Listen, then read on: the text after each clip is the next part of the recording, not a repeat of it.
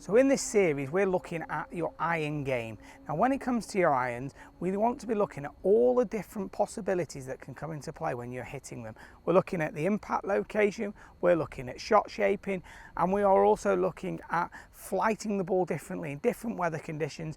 All of these things are going to come together to really help you control your irons, get phenomenal distance control, and the most important bit of all, this should all then translate into phenomenal scoring on the golf course. Watch this whole series through. It's got to be bits in there that are going to make a massive difference to your golf game.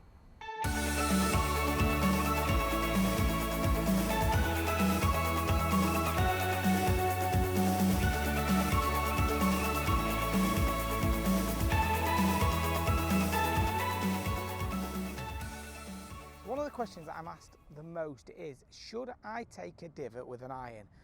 Or when do I and when don't I? That's probably the more critical question, is the second bit, because you will take a bit of a divot even with your long irons, but as you've got moving through the set, starting at the short, through the mid to the long, it will all depend on whether you take more divot. Because if I have a short iron, because I'm stood nearer to it, more bent over from my spine, my swing plane will be steeper, so I'll naturally take more divot. So you should definitely take more divot with that short iron. When you've got a mid iron like I've got here, which is a 7, you're still going to take some divot, okay, because it's going to be a ball, turf, descending blow, but your amount of sort of descending blow that you get, or how great that descending blow is, depended by how much of this angle you've still got between the left arm and the shaft, for how long you can retain it.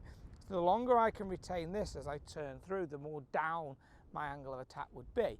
If I release this earlier, it will be shallower at the bottom, so there'll be less divot. Now when you start to get a long iron in your hands, you'll still take a very, very slight divot, but not much of one at all.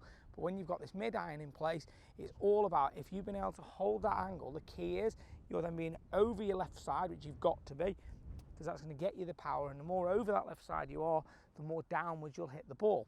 Let's give it a little go now. Let's have a look. Got that mid iron in place. Just going to make sure we get the weight transfer, okay, and it's going to be a ball turf strike, but the more over your left side you are at impact, the more divot you'll end up taking.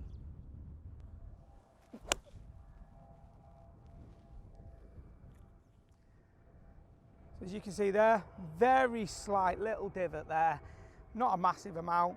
That is an absolute perfect way for me to strike my mid irons for my angle of attack.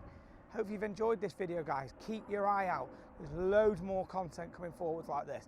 Give it a thumbs up if you've enjoyed it, and if you haven't subscribed to the channel, make sure you do so. That'll mean you guarantee not to miss out on any of the forthcoming videos.